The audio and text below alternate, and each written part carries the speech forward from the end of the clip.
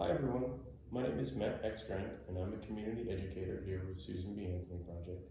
And with me today, I have Ann Malisk, also from Susan B. Anthony Project. Ann, can you tell us what your role is here at Susan B. Anthony Project? Yes, I'm the child sexual assault advocate for the agency, and I advocate for children and their non-offending family members when a child comes forward and reports abuse. Okay. And if you don't mind me asking, how long have you been in your role? Over 6 years. Over 6 years, quite some time. So I know Susan B. Anthony Project, we've still been offering services throughout all of COVID, but how has your role been impacted by COVID? So when children first started doing online learning and they were no longer in the classrooms, reporting went down quite a bit actually.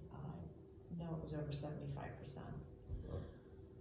And as time's gone on, with children starting to progressively get back into classrooms and things like that, we're starting to get more reports.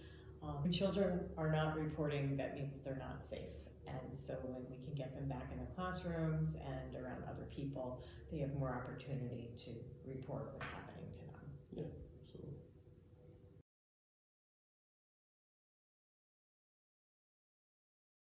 So, Ann, I have some myths today about sexual assault, and I was hoping we could dispel them for everyone. Sure. So I'll give you a myth, and you just tell me what you think about it. Okay. All right. So our first one is sexual assault only occurs between strangers. What do you think? So that is a huge myth. Most sexual assault, whether it's adults or children, happens with somebody they know, somebody they trust, somebody they feel comfortable with. 8 out of 10 cases of rape, the victim knew the person who sexually assaulted them. Oh, wow, that's a high percentage. Mm-hmm. So for those of us who are still struggling to understand how that could happen, think about car accidents. Anyone who's ever driven a car or has car insurance, you will get increased rates based on how many car accidents you get into. So in 2004, Progressive Auto Insurance did a study and it found out that the vast majority of accidents occur within 5 miles of someone's home. And this is because they're most comfortable there. They've been driving on that road every day. They go into a little bit of autopilot. They let their guard down and kind of relax. The same thing happens with sexual assault. If you are in a new environment or it's late at night, your guard will be up a little bit more. You'll be a little bit more on edge. While if you're in a comfortable setting like your home, you're a little bit more relaxed. Anything else you want to add to that, or is that? Good point, actually. Nice example.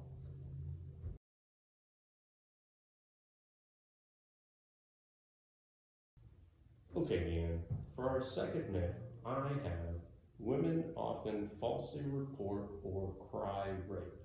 What do you think of that? I think that can't be furthest from the truth. It is the most underreported crime for multiple reasons. As we see on the media, people who report sexual assault are usually the first ones accused of lying. They're re-victimized over and over again. There's a lot of shame involved with reporting sexual assault. And statistically, only 2 to 10% of reports are false. 10 being actually a pretty high number. It's a very difficult thing to come forward and tell anyone you've been sexually assaulted, no matter what your age or whether you're male or female. Absolutely. And just to clarify on that, the 2 to 10% false reporting range is on par with all other major crimes.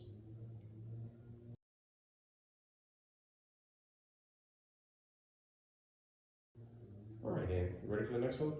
Our third and final myth? Sure. Men cannot be sexually assaulted. So that's also far from the truth.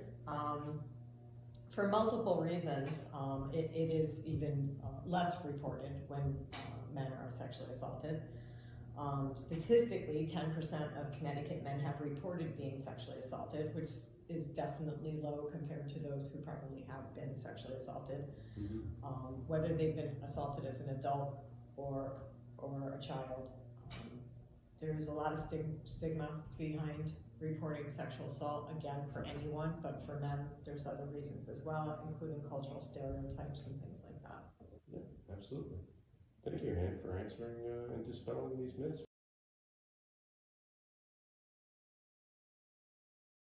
There's a couple more statistics I'd like to talk about. Oh, please. As it goes for children, in the state of Connecticut, 1 in 5 girls and 1 in 14 boys have been a victim of sexual abuse. Out of those victims, 1 in 7 of those victims were under the age of 6. Wow.